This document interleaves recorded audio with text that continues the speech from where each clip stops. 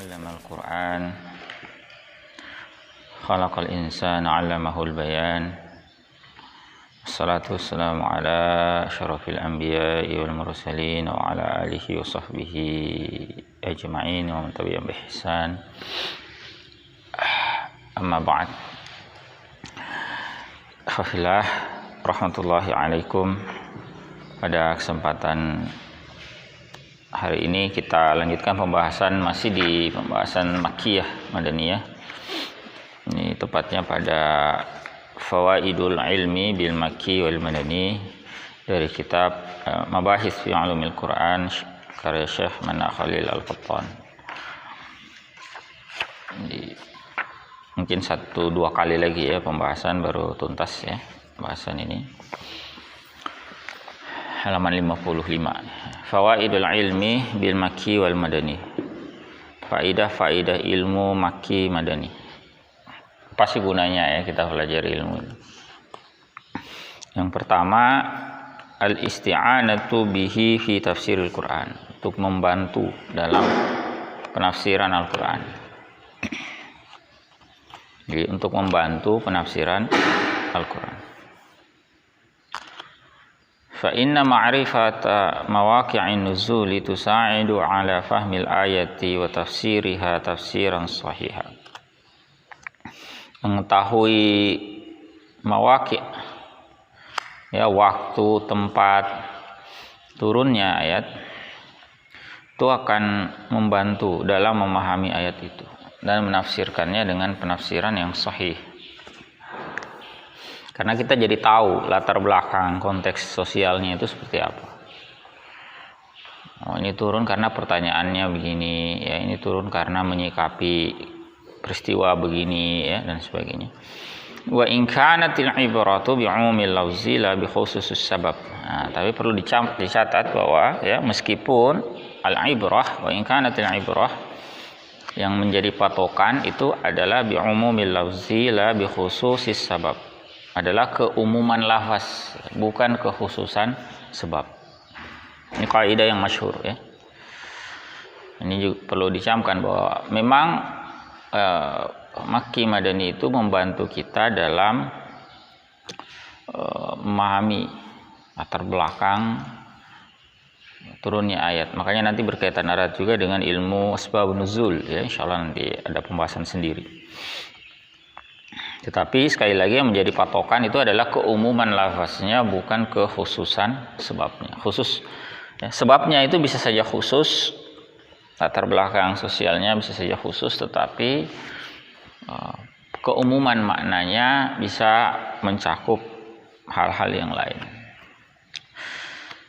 Di samping itu kata Syekh Mana Khalil Al-Qattan di sini, wa yastati'ul mufassiru fi dha'i dzalika 'inda ta'arudil ma'na fi ayataini ay yumayyiza bainan nasikhi wal mansukh fa innal mutaakhira yakunu nasikhan lil mutaqaddim. Dan juga bisa seorang mufassir itu dengan pengetahuan dia terkait ilmu Makki Madani ini, ketika terjadi ta'arudul makna, terjadi pertentangan makna pada 2 ayat, dia bisa membedakan antara yang nasikh dan mansukh. Mana ayat yang menghapus, mana ayat yang hukumnya dihapus. Hukumnya ya. Nah, pembahasan nasikh mansukh. Kenapa? Karena karena yang belakangan menjadi penghapus bagi yang awal. Kalau dia tidak tahu mana duluan, ya sulit. Itu kegunaan yang pertama. Jadi sangat membantu dalam menafsirkan Al-Quran. Bisa dalam konteks memahami latar belakang peristiwa terjadinya, kemudian juga bisa membantu ketika terjadi ta'arudul makna. Kemudian yang kedua, tazawwuqu asalibil Qur'ani wal istifadatu minha fi uslubi da'wati ilallah. Untuk membantu kita meresapi uslub-uslub Al-Qur'an dan memperoleh faidah darinya terkait uslub dakwah, ya, dakwah ilallah.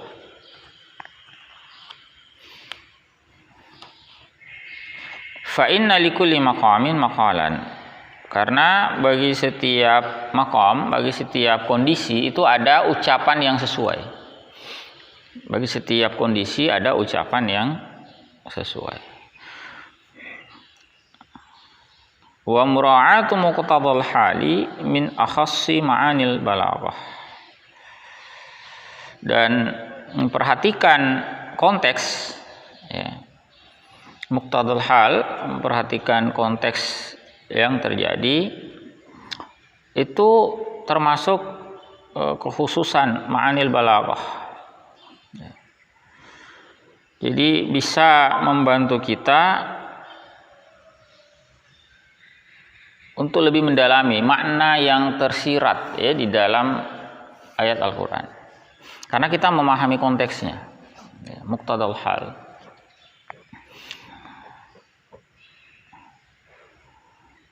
Kemudian selain itu wa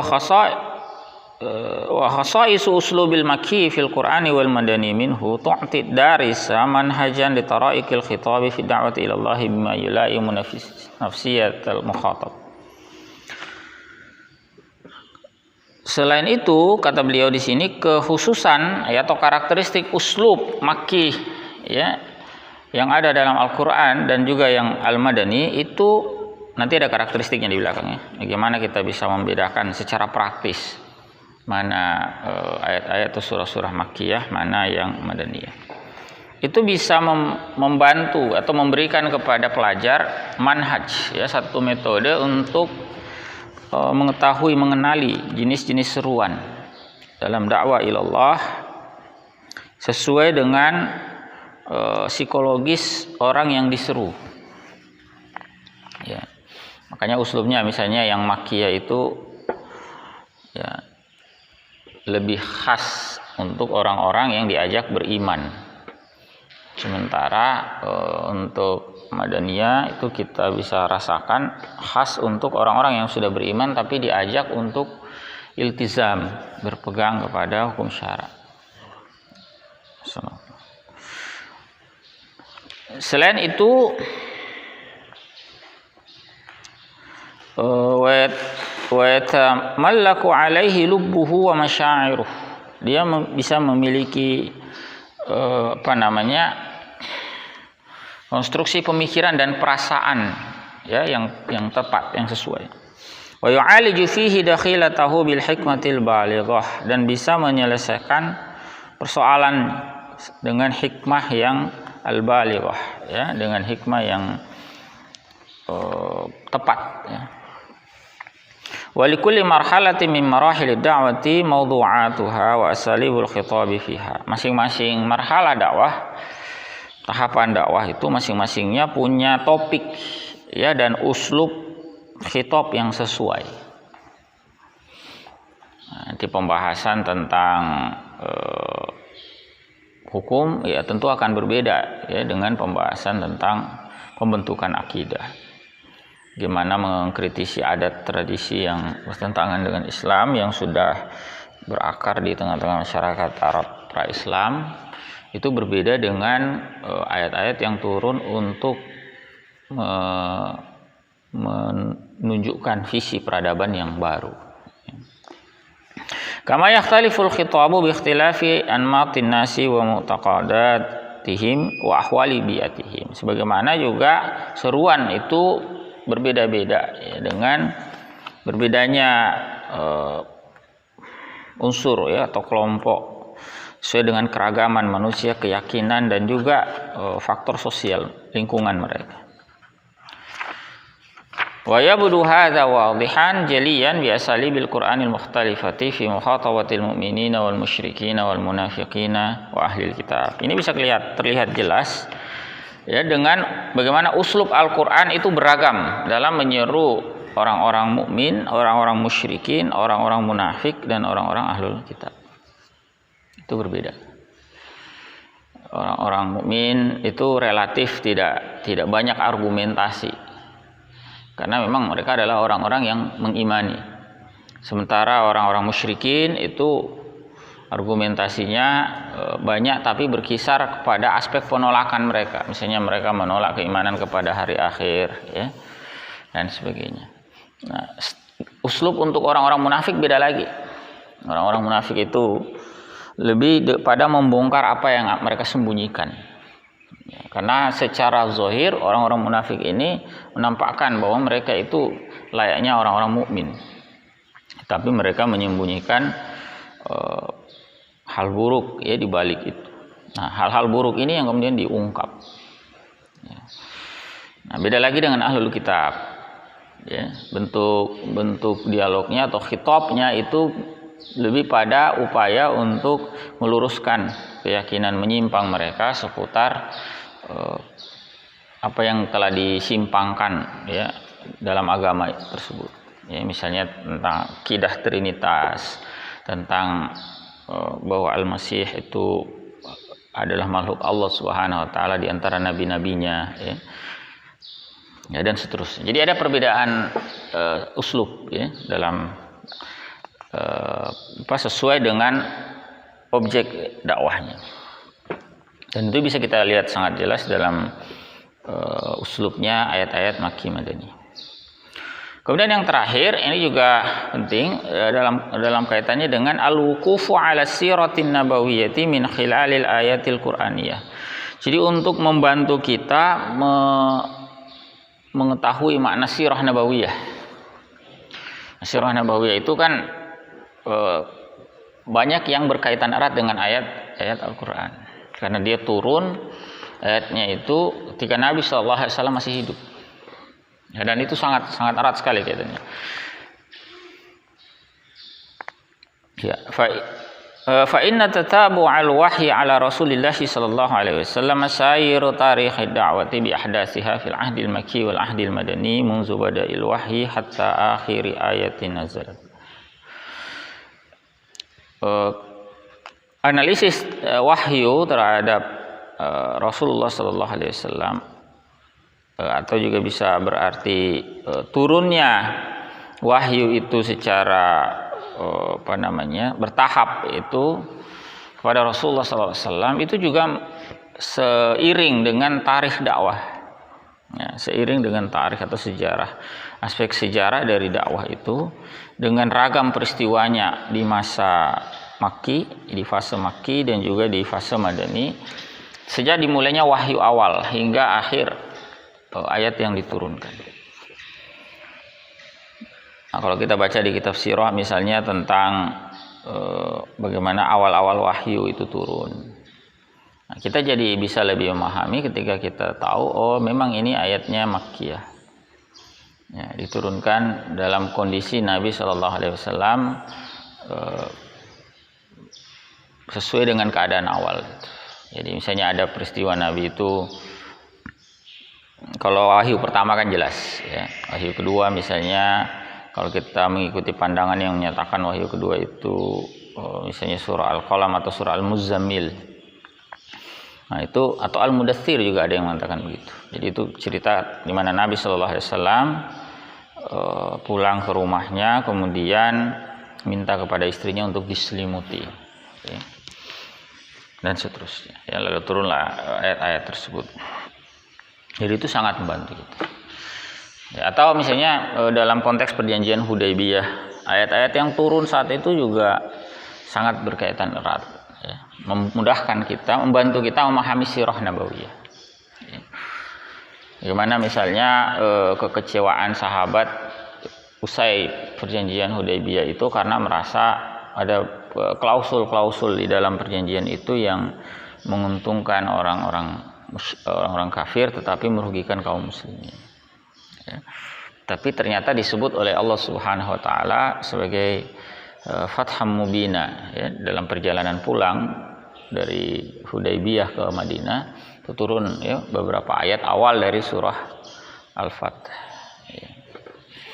Itu penting sekali ya, membantu kita memahami bahwa memang perjanjian Hudaybiyah itu bagian dari wahyu Allah Subhanahu wa taala dan itu merupakan jalan pembuka bagi kemenangan yang gemilang berikutnya. Dan tidak lama setelah perjanjian itu kita tahu beberapa bulan setelahnya terjadi Fathu Mekah ya, dengan tanpa diduga. Sahabat itu tidak ada yang menduga Justru adanya perjanjian itu kan mestinya mengikat, tidak bisa menaklukkan, tapi ternyata malah takluk. Sebab qadarullah orang ada sekutu Quraisy itu yang ternyata melakukan pelanggaran terhadap perjanjian itu, ya, dan itu kemudian menjadi alasan kuat, ya, bahwa mereka telah merusak isi perjanjian sehingga tidak berlaku lagi, dan seterusnya. Jadi banyak sekali ya ayat-ayat Makkiyah Madaniyah itu yang membantu kita memahami sirah nabawiyah. Karena memang ya sirah nabawiyah itu kan sebetulnya perjalanan hidup Nabi Shallallahu Alaihi Wasallam. Dan setelah turunnya wahyu, perjalanannya Nabi SAW setelah beliau diangkat, ya, diutus oleh Allah Subhanahu Wa Taala, itu kemudian menjadi sangat erat kaitannya dengan wahyu-wahyu yang turun.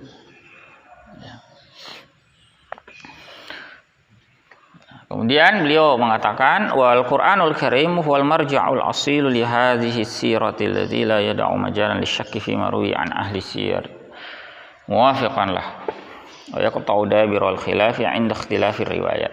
Al-Qur'anul Karim merupakan marja', rujukan utama, ya, bagi sirah, ya, yang tidak menyisakan ruang keraguan, ya, pada apa yang diriwayatkan oleh para ahli sirah yang sesuai dengan ayat-ayat Al-Qur'anul Karim.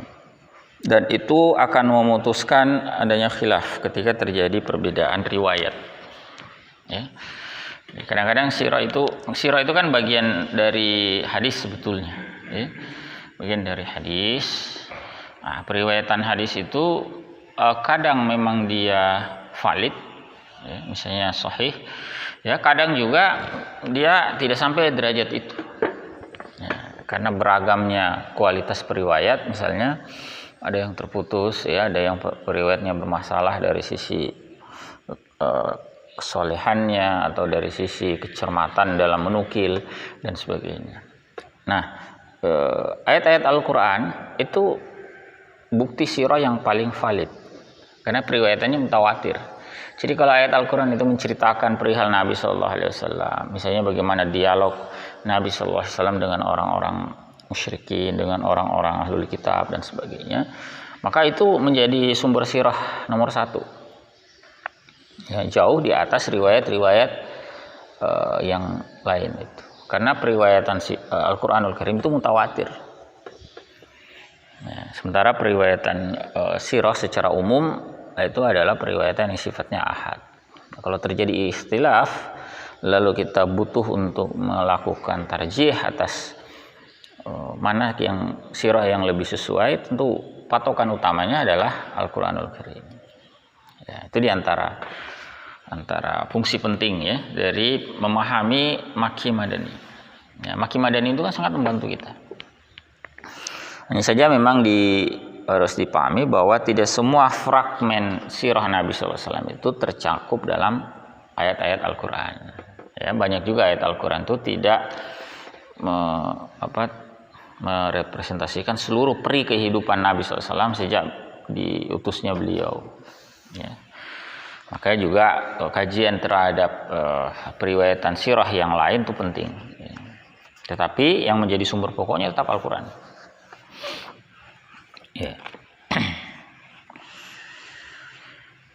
Nah, sebelum kita diskusi, ya, dan melihat lebih jauh perbedaan antara Makki Madani, beliau Syekh Al-Qattan di sini memberikan sedikit penjelasan tentang manhaj atau metode dalam mengenali, ya, dalam mengetahui Makki Madani.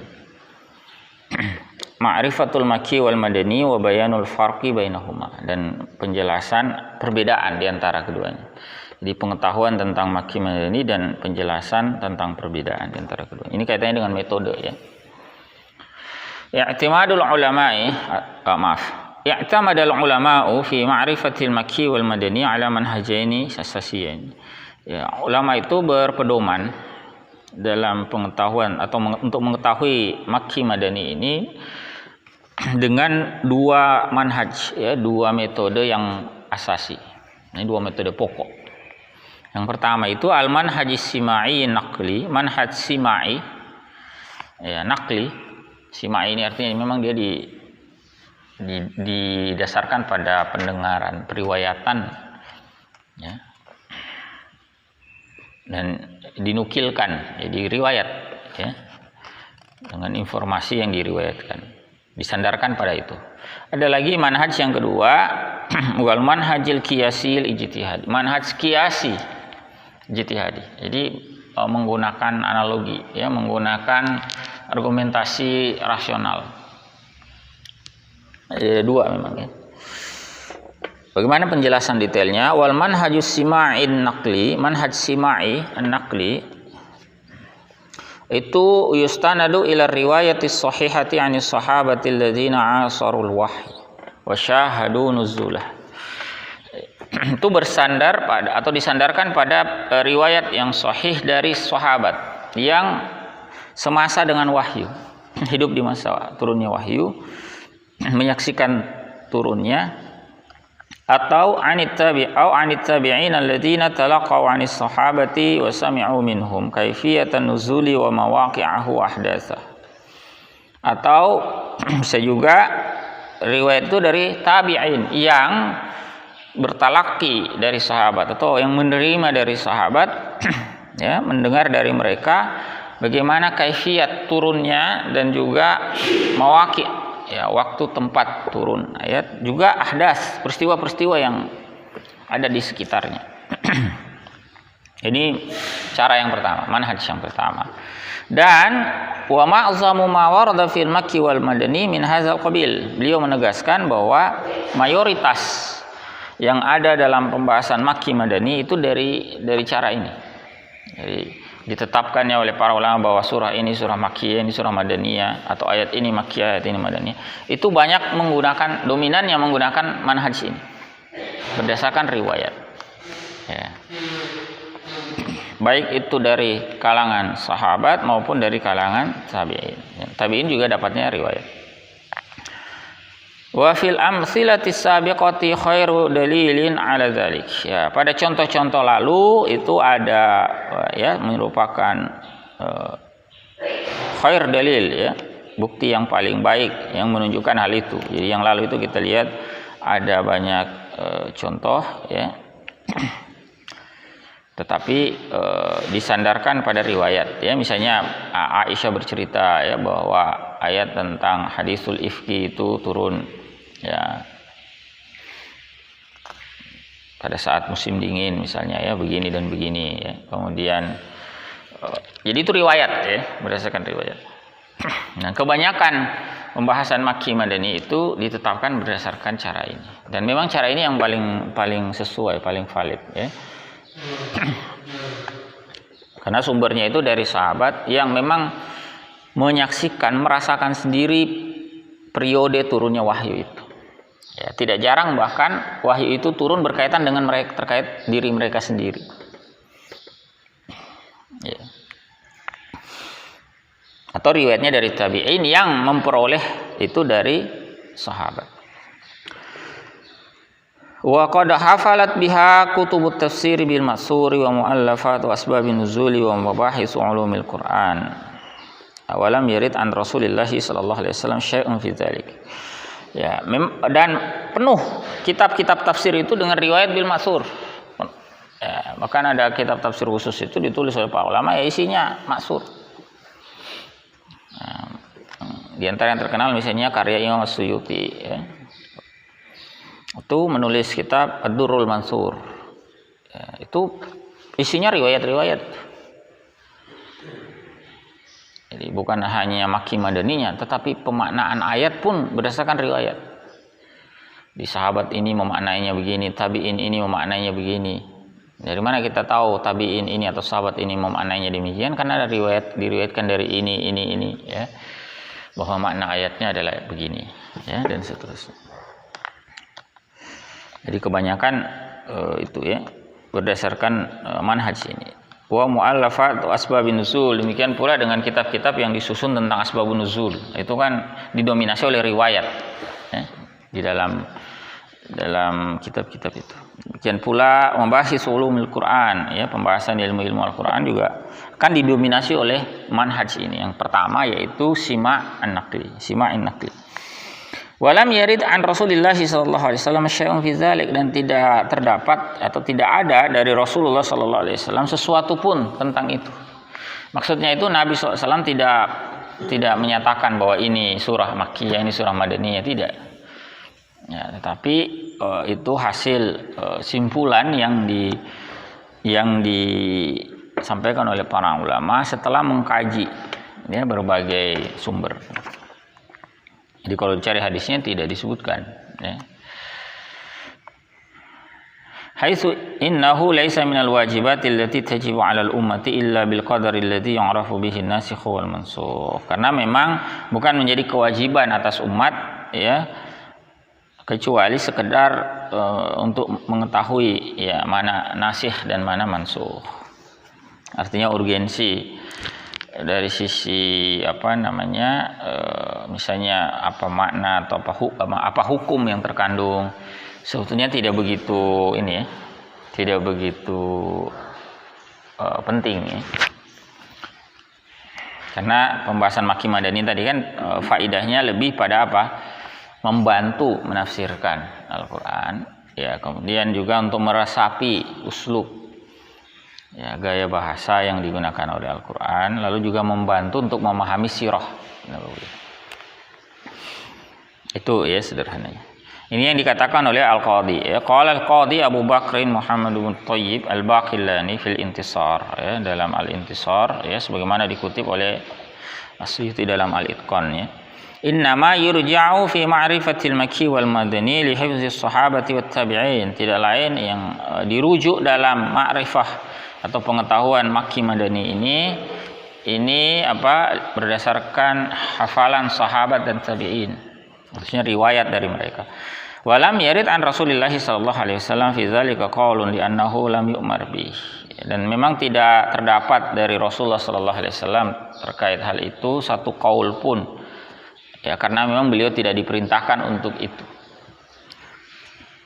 Yang menyatakan bahwa ayat ini turunnya dalam situasi ini, ya, dalam peristiwa ini, itu kan biasanya sahabat tabi'in. Nah, Nabi itu tidak menyampaikan itu karena memang tidak diperintahkan untuk itu. Walam yaj'alillahu ilma dzalika min faraidil ummah, dan memang Allah tidak menjadikan ilmu itu sebagai kewajiban umat. Wa in wajaba fi ba'dihi ala ahli ilmi, ya, meskipun, ya, memang ada yang wajib sebagiannya bagi ahlul ilmi, ya. Ma'rifati tarikhin nasikh wal mansukh, ya.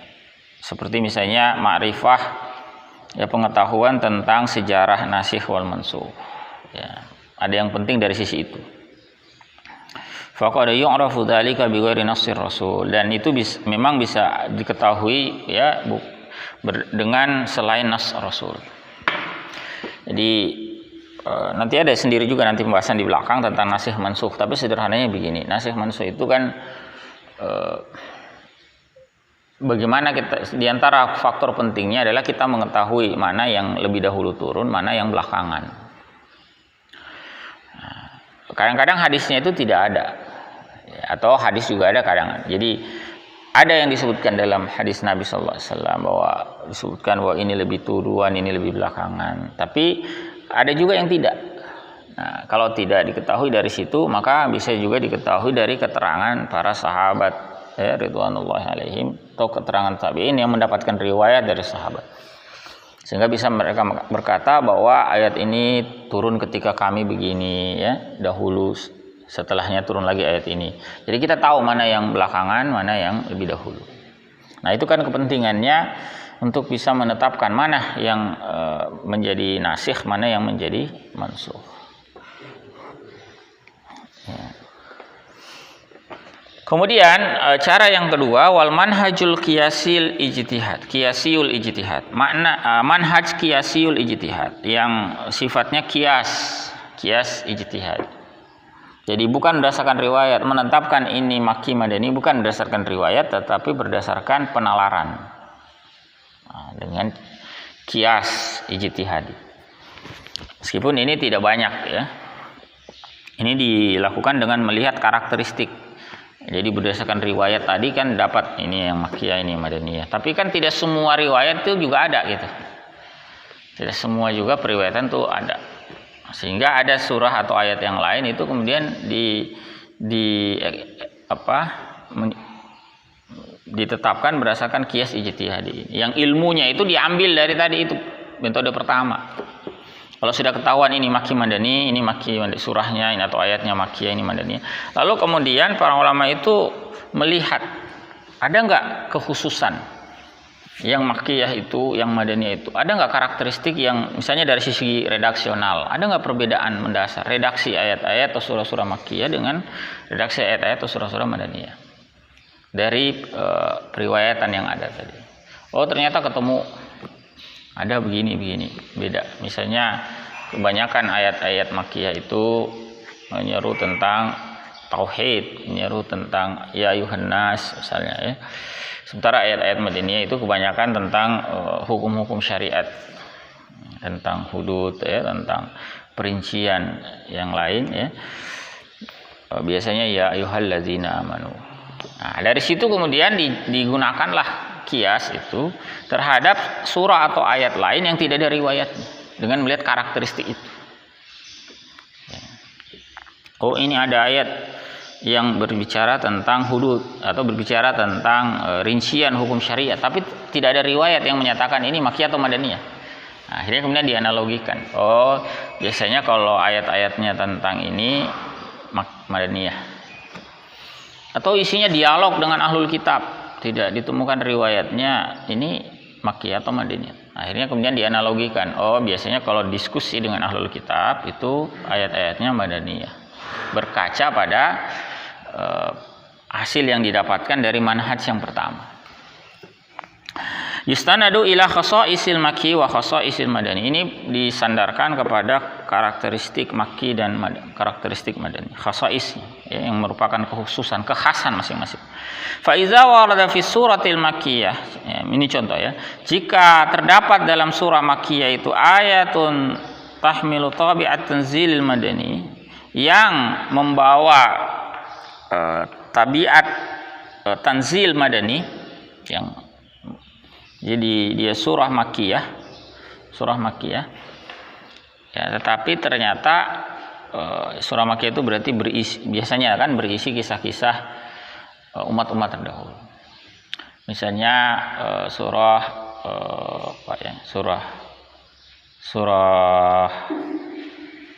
ya An-Nisa lah misalnya, atau surah Al-Maidah ya, di dalamnya ya surah Al-Maidah lah ya. Di dalamnya itu kan ada banyak kisah. Ada kisah tentang Bani Israel, ada kisah tentang dua anak Adam ya. Ada kisah ya kisah tentang umat sebelumnya.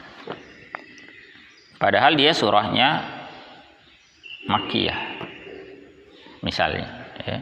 Tapi kok ada isinya surah-surah tentang kisah-kisah jadi dia surahnya Madaniyah tapi ada ciri kisah Makkiyah, atau sebaliknya surah Makkiyah tapi ada ciri surah Madaniyah.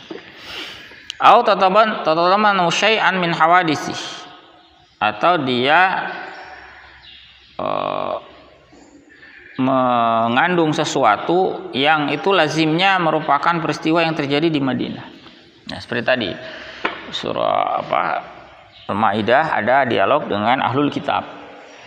Padahal kan biasanya itu pembahasan orang-orang Madaniyah. Atau di surah Al-Baqarah. Surah Al-Baqarah itu kan lazimnya dianggap surah Madaniyah. Tetapi di dalamnya juga ada seruan yang itu biasanya dihubungkan dengan orang-orang Mekah. Ya. Lalu kemudian itu yang disebut oleh para ulama qalu innaha madaniyah. Mereka mengatakan ayat-ayat begitu itu adalah Madaniyah. Meskipun dalam surahnya secara umum disebut surah Makkiyah. Ini catatan tidak ada riwayat ya. Tidak ada riwayat yang menyatakan bahwa ini Makkiyah atau Madaniyah. Atau sebaliknya, wa idza warada fi suratil madaniyati ayatun tahmilu tabi'at tanzilil makki atau tatadammanu syai'an min hawadithihi qalu innaha makkiyah. Jika terdapat dalam surah madaniyah, seperti tadi surah Al-Baqarah itu ya, atau surah Ali Imran, ada ayat yang mengandung tabiatnya tanzilul makki, padahal dia madaniyah, tapi ciri-cirinya ada ciri-ciri makki, atau dia mengandung sesuatu dari peristiwa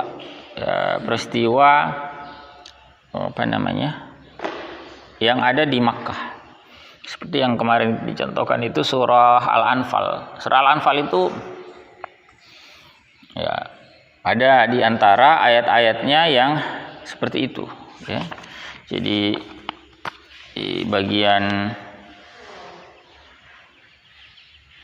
dia itu kan sebetulnya madaniyah, surah Al-Anfal. Itu kan banyak isi, Anfal itu kan bagian dari harta rampasan perang. Perang itu kan baru terjadi setelah hijrahnya Nabi Shallallahu Alaihi Wasallam. Tahun kedua Hijriyah itu perang pertama, perang Badar. Bahkan di dalam surah Al-Anfal itu ada kisah tentang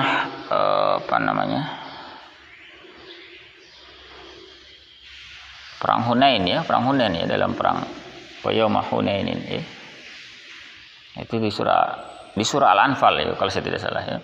Nah, itu ada cerita perang itu. Padahal perang itu perang akhir ya, termasuk dalam perang-perang belakangan. Nah, kemudian ternyata di dalam surah itu ada di antara ayat-ayatnya yang berbicara tentang peristiwa Mekah.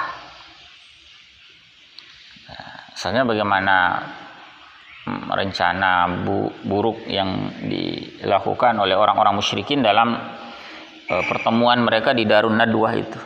Apakah mereka mengusir Nabi SAW ya, atau menahan beliau agar tidak keluar dari kota Mekah, atau membunuh Nabi SAW. Itu diabadikan di awal-awal surah Al-Anfal.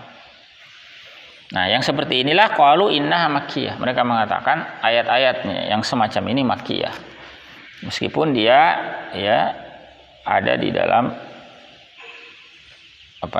surah madaniyah ya, gitu ya. Wa idza wujida fi surati khasaisul makki qalu innaha makkiyah. Kalau mereka mendapati dalam satu surah itu karakteristik makki, ya mereka katakan surahnya makkiyah. Wa idza wujida fiha khasaisul madani qalu innaha madaniyah. Jika mereka mendapati padanya karakteristik madaniyah, mereka katakan ini madaniyah. Nah, itu bukan disandarkan pada riwayat, karena riwayatnya tidak ada.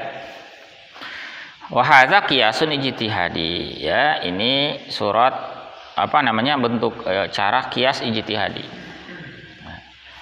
Waliza qalu masalah, oleh karena itu mereka mengatakan, misalnya ini ya, contoh ya, kullu suratin fiha qasasul anbiya'i wal umamul khaliyatu makkiyah. Setiap surah, ini contoh saja ya, yang di dalamnya ada kisah-kisah para nabi dan umat-umat terdahulu, itu adalah makkiyah.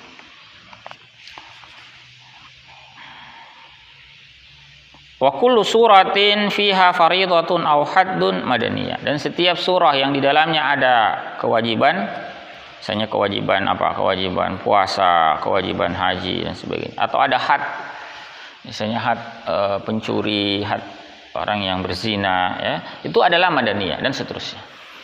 Jadi mereka menyatakannya berdasarkan karakteristiknya, bukan berdasarkan riwayat. Nah, cara kedua ini namanya disebut manhaj qiyasil ijtihad ya. Sekali lagi, cara ini dipakai kalau cara pertamanya tidak bisa digunakan, kalau tidak ada riwayatnya. Nah, tidak ada riwayatnya kemudian melakukan analogi ya. Qala al-Ja'bari li ma'rifatil makki wal madani tariqan. Ya, al-Ja'bari sebagaimana dikutip juga oleh As-Suyuti dalam Al-Itqan. Ya, pengetahuan makki dan madani itu mempunyai dua tariq ya, dua cara, dua metode. Ya, ada sima'iyun wa qiyasiyun. Yang simai itu diterjemahkan periwayatan ya. Meskipun simai itu secara harfiah artinya didengarkan. Mengapa? Karena periwayatan di masa-masa awal itu didominasi periwayatan dengan cara mulut ke mulut. Ya, simai.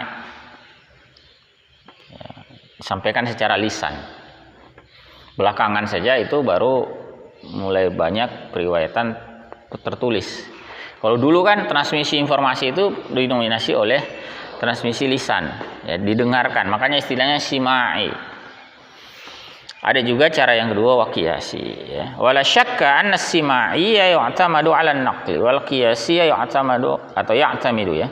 Tidak diragukan lagi bahwa as-sima'iyah, cara yang pertama, cara simai itu ya'tamidu 'ala an-naql, bertopang kepada penukilan. Wal qiyasiyah ya'tamidu 'ala al-aqli wan naql. Ya, sementara al-qiyasi ya'tamidu 'ala al-aql. Ya, bersandarnya kepada akal. Ya, dengan melihat karakteristik tadi, ya. Kalau ada riwayat, ya tentu sepanjang riwayatnya valid, maka riwayat cara pertama yang digunakan, ya, yang diunggulkan. Tapi kalau riwayatnya tidak valid atau tidak ada riwayat tentang itu, maka para ulama menggunakan cara yang kedua untuk menentukan apakah ini maki madani. Itulah sebabnya nanti penetapannya itu banyak variasi, ya. Kadang ada satu surah atau satu ayat misalnya disebut maki oleh sebagian ulama, tetapi disebut madani oleh yang lainnya. Nah, itu biasanya karena periwayatannya tidak valid, ya, atau sebagian menganggapnya sahih, sebagiannya menganggapnya dhaif, ya. Jadi sebagian memakai riwayat itu, sebagian tidak memakai, atau bahkan tidak ada riwayat tentang itu, sehingga mereka menggunakan cara khasais. Ya, cara yang kedua, qiyas ijtihadi. Wa naqlu wal aqlu huma tariqal ma'rifatis salimati wat tahqiqil ilmi. Memang nakli dan akli itu keduanya merupakan cara untuk mendapatkan pengetahuan yang benar, ya, dan melakukan kajian ilmiah. Nah, itu sudah diakui. Dalam bidang ilmu syariat yang lain itu kan juga diakui. Ilmu-ilmu keislaman yang lain, dua cara ini, nakli dan akli, kan dipakai. Bahkan dalam pembahasan akidah juga dipakai, kan. Ada dalil akli, ada dalil nakli. Dalam kajian usul fikih juga ada, ya, dalil yang menitik beratkan pada nakli, tetapi ada juga yang menggunakan aspek akli yang cukup besar. Seperti itu, ya. Wallahu a'lam bishawab, ya. Baik.